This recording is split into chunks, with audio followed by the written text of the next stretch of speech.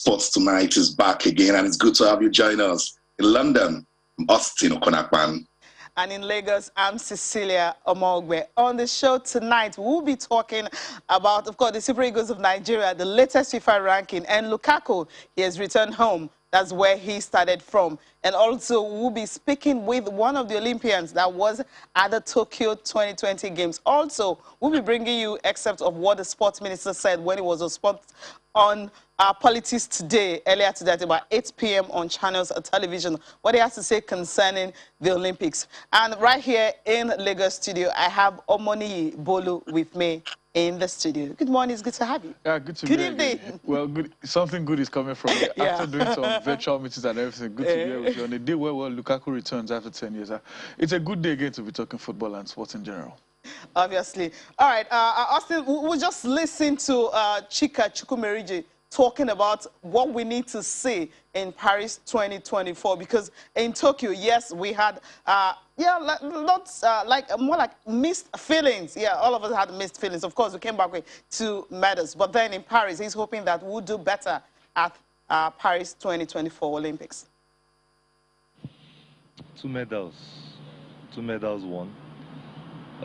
Rio 1 medal, London 0 medals. So on paper, there's a progression. We should work on it towards Paris. We should work on increasing medal. I like the fact that we had the variety. So gymnastics was in there.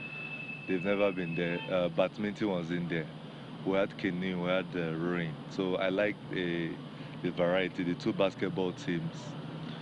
So I think, of course, there were some issues that came up. We had the 10 athletes that were disqualified. That brought a lot of bad news. We had Okabari, who was disqualified.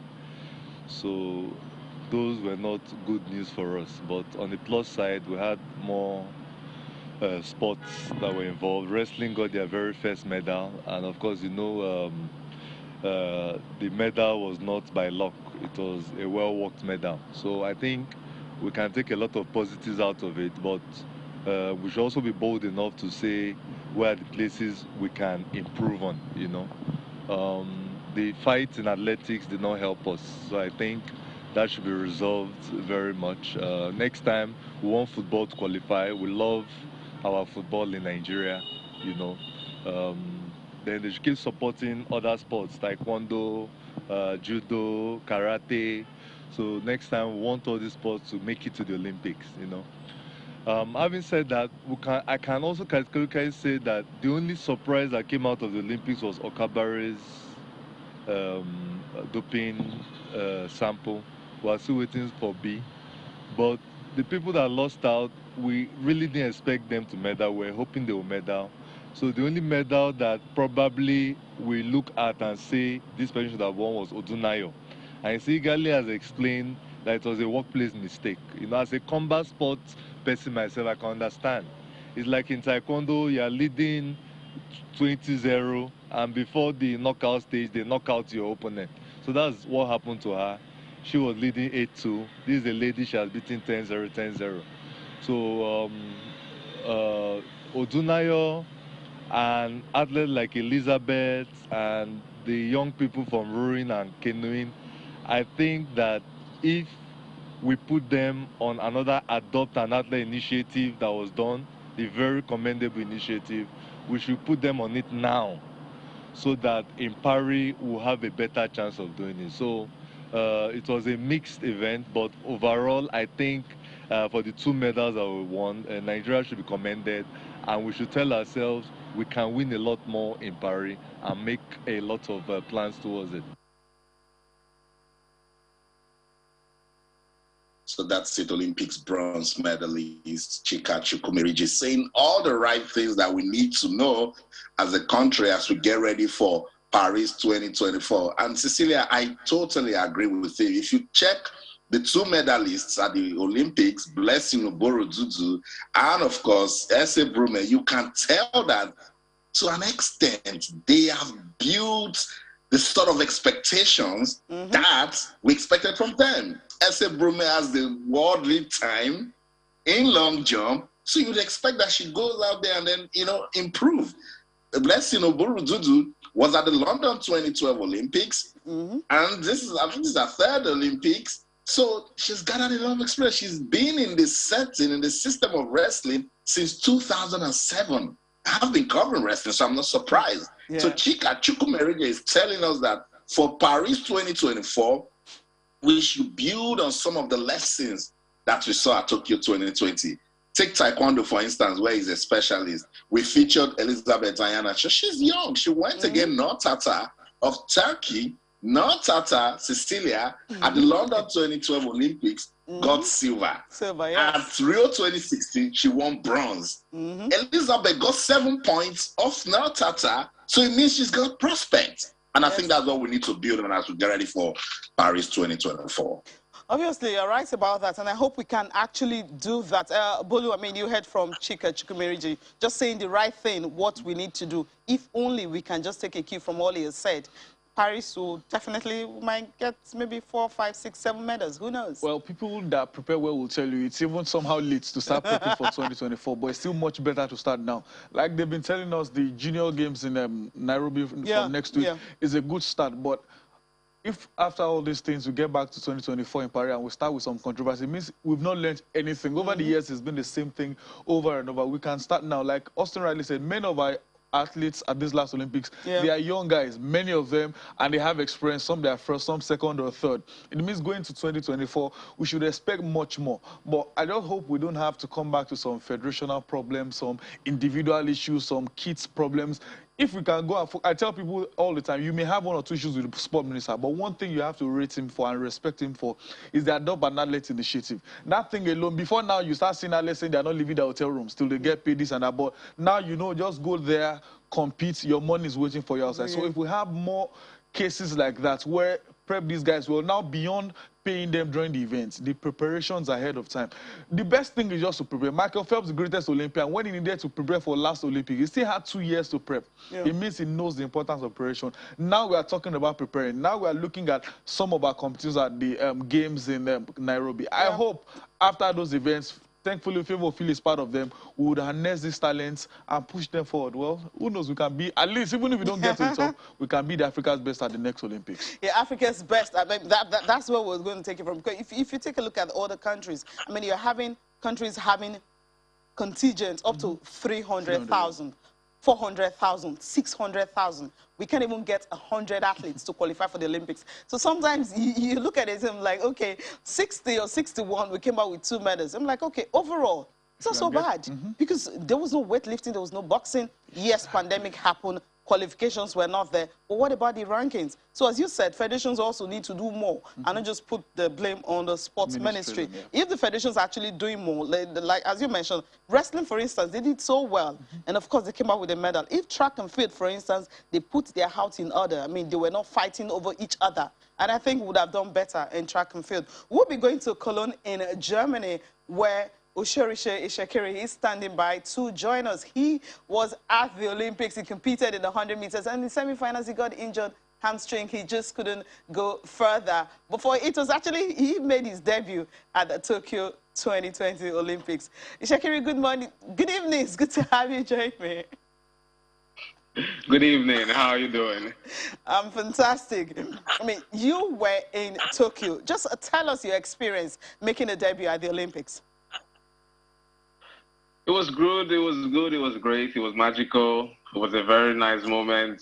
I won't trade anything for that. Being an Olympian is amazing. It's really amazing, right? Okay, now, when you step into Tokyo, the Games Village, the atmosphere, were you overwhelmed by that? Yeah, when I stepped, yes, definitely. Like it dawned on me that, oh shit, I'm really at the Olympics. So when I got there, then it was reality. But before then, I was still like doubting, I was still shaky. You know how you can be with Nigeria, so I can't really say. But when I got there, the dream was not reality. Interesting. Competing in the 100 meters, you have DeGrasse competing. You have so many top athletes competing at the Olympics. What was it like for you? The pressure, I mean, looking at those guys who've been at the Olympics 2 or 3 times and you're just making your debut. Well, I would say it was just God all along. I've met these guys a couple of times in the circuit, in European circuit, so competing with them was not strange. I just wanted to go there and do my thing, but I was hot, so it happened how it happened. But it was good, but it was not the first time I was competing against them, so I knew what I was going against. Yeah, at the National Sport Festival, you were not really at your best because of injuries and illness. Then you came to Lagos for the national trials. You blew everyone away, and we knew that the kind of form you were in, you're good to go in Tokyo. But then that injury happened, the hamstring. How is it now? I mean, I know you're in Germany, you know, taking care of yourself, trying to treat the injury. Yeah, it's getting better. I feel better. I feel well better than in Tokyo. It's getting better, so I'll say all good. It's good. It's good. It's good. I won't talk much about it, but I feel better now. I feel better. Unfortunately, I'll let you talk about it, Shaqiri, because it happened to you at the time. Because I was rooting for you. I thought you had a very good race in the heat, and then I was rooting for you in the semifinals. It happened to you, and then it happened again to Enoch Adegoke. So it means it's a problem. Something is missing. So tell me about the medical team on ground for Team Nigeria Tokyo. Who was talking to you? Wouldn't stretch your muscles? You were going into a crucial semis. Wouldn't pay attention to your body?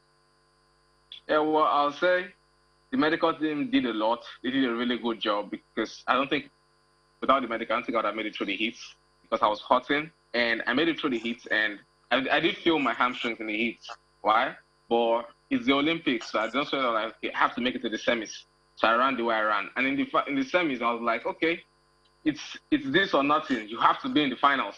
So I pushed it. So when I got to like 50 or 60, I felt my legs. I tried to hold it, but I needed to make the finals. So I pushed it again, and it's like my hamstring couldn't just take it. So the medical team did a really good job at getting me there. Trust me, they did a really good job. Awesome. It's good that we know that now. Running at the Olympics is a big deal. And you've mentioned that you've met some of these stars at the European circuit, but there was nothing compared to it at the Olympics. And then you gave us an improved time. What's that one major lesson that you've gotten from competing at the Tokyo Olympics? Okay, I'll say, coming at the Tokyo Olympics, I got to understand my body more. I got to understand how things are. I got to feel the moment. So as I ran with the moment, and I know a lot of positives I got from the Olympics, like a lot of things I learned. So going to the next championships, I have to imply those things I learned. Because I saw everybody's warm up, I felt different. It felt different, and I knew I could have done better at the Olympics if not for my injury. But at the same time, I'll say there was no fans, so you can't really compare to the next championship where there'll be thousands of fans. Then maybe the pressure will be more. But for now, you're running an empty stadium where there were no fans, just you on your lane at the outside. It's something. Right. It's something. So putting your composure together, trying to get everything right. I'll say my first Olympics, the pressure is off. Definitely the next time, it's going to be lesser pressure because I've been there, I've done that. So that's how I see the next time. That's the essence of experience. Shaqiri, you had a fantastic 2019. I think you were virtually everywhere in 2019. Won the National Sports Festival that ended Sheye Ogunlewe's reign. You were at the 2019 African Games. And that was when I started watching this guy. I was like, it's showing us some consistency. Did the pandemic in any way affect that momentum that you were building towards the Olympics? Yes. Because I was off training for about 8 months. There about 7 to 8 months, and when I got back running, I lost my strength. I really lost my strength. I lost a lot. So the pandemic did really affect me. It did really affect me. The break I took off running, because I was in Arizona, I was in the US, and the stadiums were closed. There was no tracks. I was on grass for a pretty long time, and the Olympics got canceled with uncertainties, financial issues, like just so many things. You get, and obviously with the COVID, you can't really go out. So there were just so many uncertainties in 2020. So then I stopped running. So by the time I came back running, I was trying to get my body ready so fast. So I started picking up. First I got sick, then I got injured. So it was just a roller coaster for me this 2020. But I think the pandemic cost it did, because if I didn't take that break, probably things would have played out differently. Who knows? Let's talk about the administration that you guys received, because we were back home rooting for you guys and wanted Team Nigeria to be comfortable. The Athletics Federation of Nigeria, the ministry, what sort of support, treatment did you guys receive from them? I'll say everybody, I think everybody did their best. I think they did what they could do. It's just that one thing I discovered with sports is that a new problem just keeps arising. Since I made the team, it's always something to talk about. Every single team I've made, there's something to talk about. So I'll say the administration, the ministry did their best because they tried. They improved a lot in a lot of things. Because I went at the camp in Kisarazo, it was great. So the ministry tried. I can see there's a difference. The AFN also tried. I can see a difference. So these people tried. They tried their best to tackle the problems they know. Other problems came, right? So that's the thing. So with Nigeria, it's not certain what's going to come next. But what I said is an improvement, and they really tried, trust me, because it's really different. This time was different. I felt like for the welfare and the minor things that we usually get problems for were not the problems this time. It was the kids and some other things that we don't know. But that's how it is. But they really improved. Trust me, they did. Interesting. I mean, you mentioned a lot of things happened, but you were not specific. What are some of those problems you guys actually encountered in Tokyo? Well, I would say I encountered any problem. I don't know for any other person, but because I was in Tokyo, I flew down there to get the job done. I had a lot going on my mind every day. I was training with pains, and I had so many things on my mind to worry about what was happening outside. So whatever the problem that was there, I didn't really care because I had my stuffs, I had my kids, I had everything I wanted. I just wanted to focus and trying to get the job done. So whatever the problem that was going around that people are asking, I wasn't really involved. And when you see it on my social media handle, I never really posted anything. So I can't really say. I just hear these things, but I'm not really involved. So you were one of those athletes who were 100% focused on performance and training and not worried about other things outside, maybe no distractions at all. I tried to do my best. I tried to do my best not to get distraction in. So you can say that, yeah. All right, we need to, okay. We need to go on a very, Okay, let's go on that break, Cecilia. Okay, no, Austin, you can go ahead, don't worry, you can go ahead, yeah. Okay, so Shakiri, we're just trying to, relieve the moments from Tokyo. And some of the disqualified athletes were still hurting, they're not talking. How did you take that news first when you heard that about 10 of your colleagues that have been disqualified? It was sad. It was really sad. But until athletics started, I still had hope, because in athletics, you never give up. So until the game started, until athletics really started going, I had hope they were going to compete. So when the news came out, I just had hope. So I was not discouraged till the game started. So, and by the time we started running and these guys were not running, then I was really sad. That's one of the problems you could talk about. So then I was really sad, but at the same time I said the hope I had till the game started actually played a big part in calming down the situation for me. So that's what I can say. Interesting. Okay, we have one more question for you, but we need to go on a break. When we come back, you answer that question, and then we'll let you go.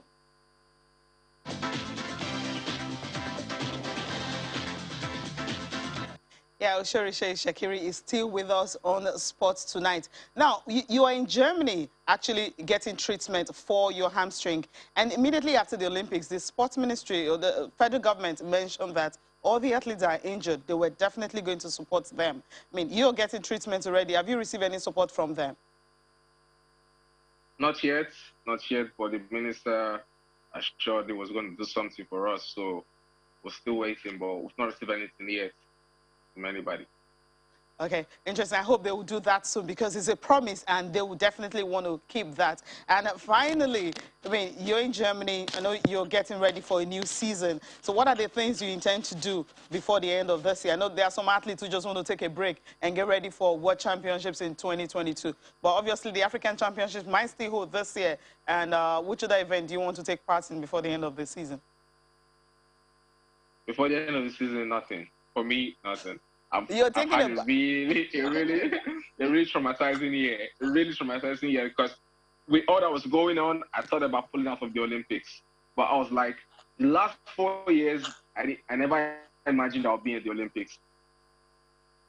So if I'm here and it's not by my making, the next 3 years is not certain. So I had to pull myself together and do what I had to do in Tokyo. So it's been a lot, and I was able to pull that off. So I'm not I'm not going to any trauma again for this year. I'm done this year. Okay, you're doing the Jacob style. Jacob also, I mean, the 100 meters champion also said he's signing out for the season. You're also signing out for the season. All right, it was nice talking to you, shows this evening on Sports Tonight. All the best. I hope hopefully you can recover quickly from that hamstring injury. And of course, also get the support that you need for the treatment. Thank you. Thank you. Hopefully we get everything done at the right time, at the right moment. I just hope everyone is listening. All right, let's just listen to the sports minister. He was on Politics Today earlier on Channels Television talking about Nigeria's participation at the Olympics, the success recorded, and the fact that we actually need more grants for athletes to perform better compared to what other countries are actually pumping in when it comes to sports. Again, it's the Olympics. Did I expect that we will win more medals? Absolutely. That was the expectation of virtually every country that went there. But also, it's also a function of what you put into your system. You talked about Nigerian athletes wearing the colors, Nigerians wearing the colors of other country. I think it's also a function of the kind of infrastructure in place, the kind of equipment, the kind of grants they have enjoyed. We do not have that kind of grant. A process has started already through our Adopt an Athlete program. We've seen several of our athletes, about 21 of them, get direct funding that has helped them. There have been testimonies to the fact that just through those adoption programs, some of them said that was the tonic they needed to be able to excel. And we saw quite a number of them excel. So, yes, I expected that we will have won more medals. But I also know that the efforts that were put on, I have absolute respect for every Nigerian athlete that went out there to compete. The Olympics, it's the highest level of competition, 205 countries, the best of the best. And I think that we can just build on the successes we have recorded so that when we head to France 2024, we will be able to do better. I hope lessons have been learned in Tokyo. Omoneyemi, you're still here. I mean, you listen to Shekiri, talking about his experience. Of course, you just listen to the sports minister talking about his success, in Tokyo. Well, for Shekiri, I think I like what he did. Take out all distractions. You'll probably be one of those that will drop his phones and let me just focus and do all I could do the best I can. As much as I'm winning medals for your country, you're also winning for yourself. Put your name in the record books. Unfortunately, with the injury, could not win anything. But again, I think he deserves to rest for the rest of it. Just prepare well for next year because competitions don't stop. They keep coming every time. I remember at the point, Federer had to retire from some events to focus on one Grand Slam after that. So if he decides to rest for now, focus on yourself, treat yourself well, then prepare for the next year. As for sport minister, many of us expected, but where I expected medals from, mine was Moburo Dudu in wrestling. I respected from Odun Adekore. I expected from Esebruba and Tobi Amusho. Those were my favorites. Now, okay, if anything is coming, we'll get from those four. But fortunately, 2 could not get, and we got from 2. But we are giving an excuse of improvement better than the last 2 editions. But is it not better to probably compare us with the better successes we had than the failures we've had? But again, yes, you can say best in 13, but I believe we could have done more. And hopefully, we won't be saying the same thing in France. We'll be like, okay, yeah, we came, we saw, we conquered. One of the failures I saw before the event was saying we will focus on some competitions and let go of some. That way, you knew we were probably not even ready. South Africa went for almost everything. We had muscle guys. We could have probably gone for weightlifting. Those could have been our strength. we would have gone for boxing. Go could have been our strength, and sometimes you never can tell. Look at how Odunayo lost out. She was probably the favorite, but how did she lost to someone she had defeated twice, 10-0, 10-0. So in competition, especially individual sports, sometimes you can't say what happens. You can just go there, maybe something happens to your opponent and you pick up the winning medal, and anything can happen. So I believe by 2024 in Paris, let's just go for as many as possible. If we have 1,000 athletes we can take there, take everyone there. Just go compete, have fun, and hopefully anything can happen. That's it. I love that. I mean, the money merrier. Mm-hmm.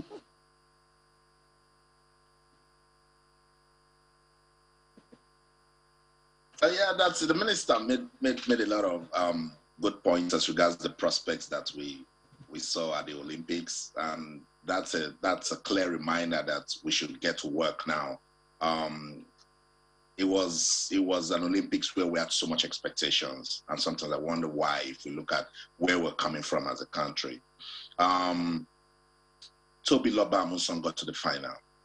Chukwuebuka Enekweche got to the final. We showed promise in rowing and canoeing. I watched Ayomide Bello. She finished third twice and couldn't make it to the semifinals. We can build on it. I mentioned Elizabeth Sayanacho. She's definitely one for the future. Shakiri, another one for the future. You know, we saw what Kadegoke did. So as a country, we must get to work now. There must be a strategic plan towards Paris 2024. We should stop the talks and get to work, from the states level to the federation to the ministry. Everybody must operate with a purpose that wants to impress. Because I mentioned Blessing Oboru Dudu, and I told you guys that she's been in the system since 2007. I'm not surprised Blessing got silver. Ese Brume, same thing. I know how she was so angry at Rio 2016. I tried to speak to her. She got to the final and didn't make it. She said she will do something at this Olympics. So she got a bronze. Deliberate effort. And she's been jumping well. Smashed Chema Jonwa's record. Have the lead time in long jump. And then she went on to win. So at Paris 2024, she can't even up the game and give us silver or gold. But it's a deliberate work, and we must get to it. So the minister has also been trying to address athletes that are Nigerians that are going to compete for other countries. It's been a lot of problems. So some people just need to go out there to look for greener pastures, Cecilia. So, but that's one I would like us to hear him talk about, or Bolu, because there is more persons will leave if they don't see that what they want for their future and their career is back home. They will leave. Well, the start part is most of them, think they can get better abroad. I remember the boxer that was really complaining and ranting in the video that I was leaving Nigeria for Ghana. And any Nigerian boxer I meet anywhere is going to wreck them, because no support, no competition, nowhere to feed himself, and he had to move on. At the last Asian Games, we had lots of Nigerians winning medals. These last Olympic Games, we had about 5 Nigerians winning medals for other countries, including one of the fastest men in the world, Femi Ogunode or something. It means we can use these guys to represent Nigeria, but again, what do we have? Even those Nigerians that compete well for Nigeria that win things, how many of them did we groom from Nigeria? Some of them decide to represent Nigeria for 2 things. Either they cannot cut it to the countries they represent, or they just probably have a family member decide, let me represent Nigeria. Check out many of the basketball players. Some of them, if they could make it to the U.S. national team, they would never play for Nigeria. It means we should do more in grooming from here. I like that the junior games, out of the 27 contingents, 24 of them are from home. It means we can do much more. Let the home guys be the envy of the foreign guys. Can I break into this team? Am I good enough to break it? Not so long I'm abroad, I get better training, I get better facility, I'll just come into the Nigerian system and strolling. So I think, like what Austin has said, probably what the minister, everyone is saying, every federation needs to work. I believe every state government needs to work on. We need to resurrect the secondary school games. That's where it should start from them. From there, moving to college. Nuga games is not what it used to be. I played at the private university games. It's not what it used to be. These are the best ways to get younger guys. It's hard for you to see someone lying about the age in secondary school. It's almost impossible. So if we start from the secondary school games to the university games, believe me, in a few years, we'll rule Africa. The African games would not be the Nigeria win medals. It will be how many medals the Nigeria win. Is it late? Yes. Is it too late? No. There's never a time too late. We can still work for it. And hopefully, like everyone has been saying, the minister, everyone, hopefully by Paris, we'll just come back home with a resounding ovation that, okay, welcome my faithful servants, you have done well. We need to walk the walk. Let's listen to the Honorable Minister of Youth and Sport Development address the issue of Nigerians representing other countries. The decision to run, the decision to compete, the decision to decide which country's flag you bear is absolutely an individualistic decision that the athlete alone can make. But I think the challenge I've taken away from these growing numbers of Nigerians is to look inward and see what is the system that endeared them to these countries. And we've seen that there's a regime of grants that they get. We've seen that there are sporting facilities that support their training. We also see that they're able to get scholarship for their education. And I think these are some of the things we need to look inward and make sure that we put in place for our youth. I came back with a desire to make sure that we have a program in which our young athletes, the current one and aspiring ones, can benefit from. A program that is sustainable, where the issue of athletes' welfare, the question of grant, scholarship, education, coaching, it's just a package together. Once we're able to present the same package that these other countries are presenting to these athletes, then we can have the hope of being able to retain them and have them wear our colors. Obviously, I mean, it's spot on, because you cannot reap when you do not sow. We mentioned earlier that, I mean, last week when the UK findings came out concerning the funding to different sports, and track and field, we actually picked athletics in the sense that they've spent so much money, £23 million.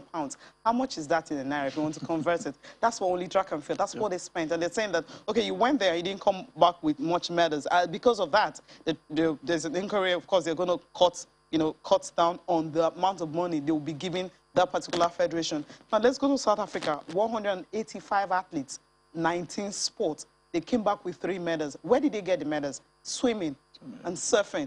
I mean, gold medal in swimming, silver in swimming, and surfing was silver. That's 3 out of 185. Now, if you have a contingent like that, you're competing in maybe 19 sports, for example, you've invested in those sports. There is no way Nigeria will not come back from the Olympics and having up to maybe 10 or 11 medals, because you've seen what we've done, even without having anything. So all these things he has talked about, investment, grants, and having a support system, and having a particular budget, maybe like you have in the UK where they have the sports funds. We can have something like that. You know that you don't have to wait for the federal government to give you money to start putting into sports. So if you have a different funds for sports, maybe things will be better, and we don't have to, talk so much. I mean, saying the same thing over and over again. As you mentioned earlier, that hopefully in 2024, we will not be saying same thing we're saying now, because you are sounding like a broken record already. Well, using Austin's words, let's walk the talk, not just talking about it. And we're tired of talking. England are not the only one who, Great Britain not work on budget. There are some other countries who set up like accounts, just put money and invest in this athlete's career. It means sometimes when you're thinking about, if I do all these things, where will I get paid? Your constitution is divided. But when you know, let me just focus on my game, money is coming in, you will give up. And like you rightly said, we are competing in a few sports.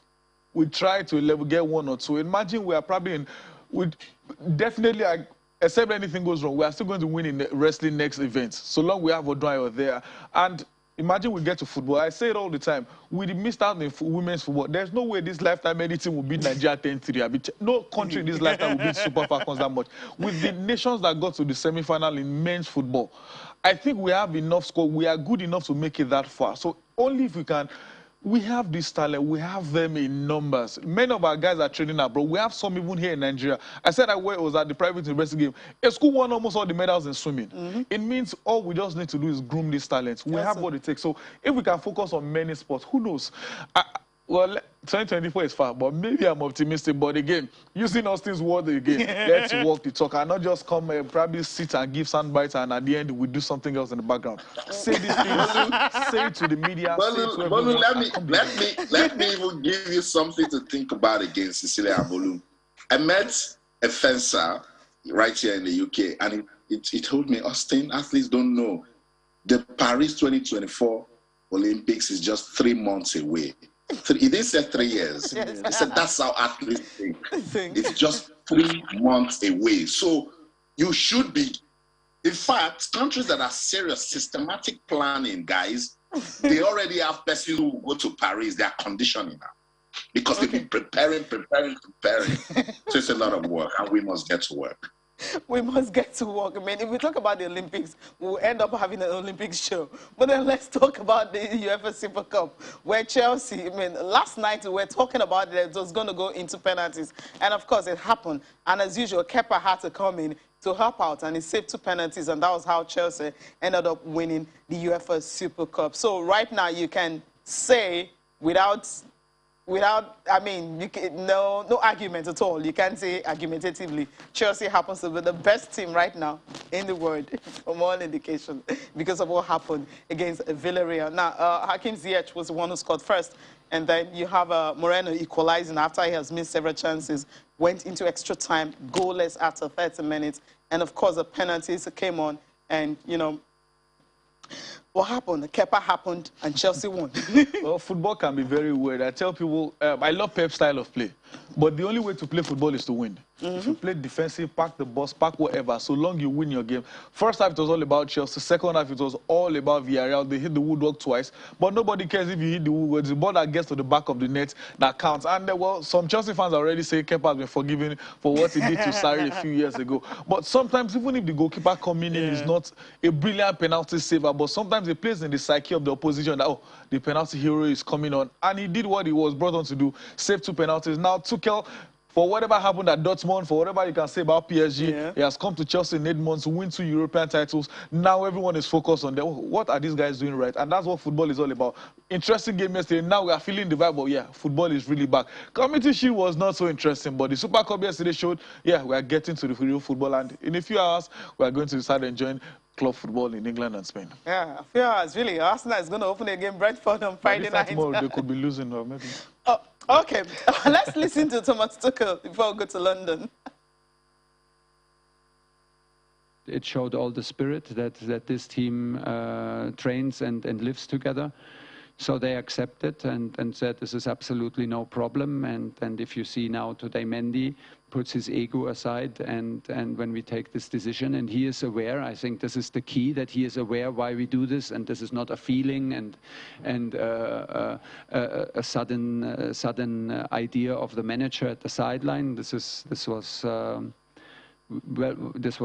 planned, and that was openly discussed with the goalkeepers, and I'm absolutely very happy that they show this kind of spirit, this team spirit, that the team is first, and Edu is fine to take this one for the team. And okay, you still need luck, but everybody knows why we're doing this, and this is how it should be. And thanks to the support and a bit of luck, Kepa could show and improve the quality. Physically, this was the worst thing that could happen to us, playing overtime. Mentally and psychologically, this was the best thing to start with a trophy, because there was no way to delay the game or play it in 4 weeks. This was the moment where we needed to start, and that's why we choose this lineup. Yeah, so that's it.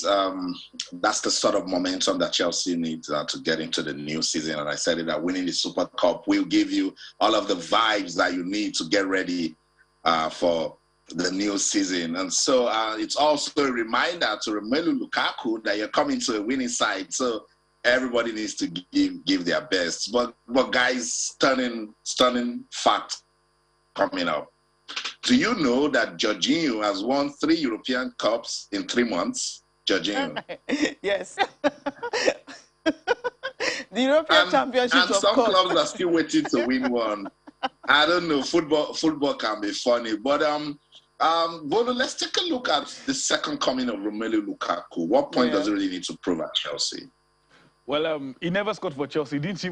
Well, we can say he played technically, but he didn't really do anything. Just 15 games, and most of them were cameo appearances. Now he says he is coming back. He has some finished business at Old Trafford. And his last games with Inter Milan, he got 64 goals in 95 games. It means the goals are there. Lukaku is probably one of the most underrated players of all time. He's a centurion in the Premier League. He has over 300 career goals, but people keep telling you he has a poor force control. I'd rather have a poor force control that score lots of goals and have the greatest control and miss every chance like Timo Werner. But coming into Chelsea now, he's more matured. He's a better player, a better goal scorer, better built. He's definitely coming to Chelsea with goals. And looking at Chelsea last season, their highest goal scorer in the Premier League was Jorginho with 7 penalties. It shows how bad goal scoring has been for them. Looking at their game against Villarreal yesterday, also missed opportunity. One thing is certain, if you give Lukaku 3 attempts, if he doesn't score 2, he will definitely score 1. So I think he's coming into a good team.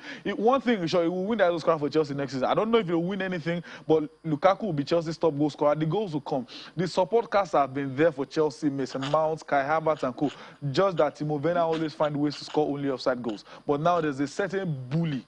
If it's Lukaku will bully any defender. I can't wait to watch the battle between Lukaku and United. He will get 2 goals. He's good with set pieces as well. So I think he will get the goals for them. And the second coming will definitely not be a failure. He's coming to England to get goals.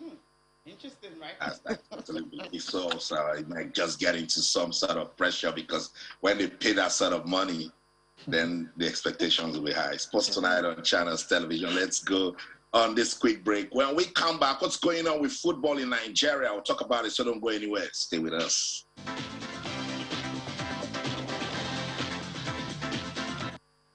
Yeah, Lukaku is really a great scorer. 113 goals when he was in EPL. And of course, if you check the all-time list, he's number 20. That's why he says he's got unfinished business to do at Chelsea. I mean, immediately he signed, he said that he's very happy and blessed to be back at this wonderful club. It's been a long journey for me. I came here as a kid who had a lot to learn. Now I'm coming back with a lot of experience and more matured. The relationship I have with this club means so much to me. As you know, I've supported Chelsea as a kid, and now to be back and try to help them win more titles is an amazing feeling. He went further to say that the way the club is going fits my ambitions perfectly at 28 and just coming off winning Serie A. I think this opportunity comes at the right time, and hopefully we have a lot of success together. And also he went on to say that since I left Chelsea, it's been a long journey with a lot of ups and downs. But these experiences made me strong, and the challenge is to try to help the team win more trophies. I can't wait to get started and to help the club achieve more success. All the best, Lukaku. Hopefully, you can replicate what you did at Inter Milan when he was MVP last season with 24 goals and 11 assists, and he earned the MVP for Inter Milan, also winning the league title. So now let's talk about Nigerian football, the CAF Champions League and the CAF Confederations Cup. CAF have actually confirmed the teams that will be representing Nigeria in that particular tournament. So we now know that no matter what anyone is saying, Bayelsa United will be playing in the CAF Confederations Cup next season. And of course, Enyimba will also be in the mix. You have Akwa United and Rivers United in the CAF Champions League. These are the teams. The draws will be done tomorrow, and we'll know where they will belong. Austin, I mean, there were some issues saying the licensing and all this stuff happening, but right now, with what CAF have done, it simply means that, yes, we know that Rivers United, Akwa United, Enyimba, and, of course, Bayelsa United are those teams that will be representing Nigeria on the continent. Yeah, they need to do that, you know, just so everybody starts getting ready. We talked about Bayelsa United, and us not being sure if they can play in Agua, so maybe they might look at the option of Port Harcourt or maybe the Samuel Ogbemudia Stadium in Benin, you know. But it's another reminder for us as a country to take, you know, infrastructure development very serious, because Bayelsa State, they're doing the right things now as regards talent. So the next thing should be, you know, get top-notch infrastructure development. But this decision and what happened in the league with Enyimba dropping and Kwara United dropping, Enyimba will be so hurt because they thought that they deserve what it takes to finish second on the table. But we all know the problems. And Bolu, let me bring you in because I struggle to talk about this whenever it happens. We had a fantastic season. Akwa United, no doubt, deserved to, you know, win the league because how they played.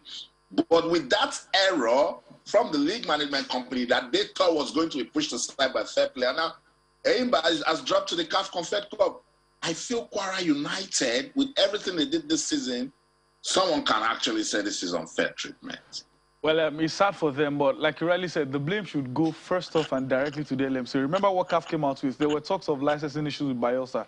And in one of the CAF rules says the licensing really affects those in top division. Since Bayelsa and the lower division, they can compete straight to the points. This is what the rule says, and they moved with it. The rule says if you play an ineligible player, you forfeit that game. I don't know why LMC decided to give a slap on the wrist. Okay, ignore, let go then. Well, CAF, NFF, who are the superior body, decided to hammer the rule. The only part I'm angry with is why did NFF have to wait till the final day before making that decision, allowing Kwara United to think, okay, we've qualified, we have done this and that. If I can advise Kwara United, the talk of going to CAS or they've gone whichever, they should not even try to waste money. You are losing that case. But again, after a beautiful season, beating run from Kwara United, I never thought we'll finish the season due to the fact that they were to submit list at the point and we finished and we had to come to the controversy of 2 league tables, NFF having one, LMC having one. We should have grown past this level. But I listened to Davidson Owumi, the new CEO of LMC, was talking tough that I'm a man of the words. I hope he's not just saying the things we hear all the time. But fortunately, all these have been sorted out. So Kwara United, if you are about to pay, just withdraw your money. Focus on next season, and let's see what happens and support these guys, and hopefully they do more on the continent. But again, if you don't do your assignments, you don't practice well, you don't train well, we'll end up losing in the group stage in the Champions League. Okay, let's leave that and quickly go to wait for the draws to happen tomorrow. I know where these teams will be. Now, quickly talk about the Super Eagles ranking. They've dropped 7 points.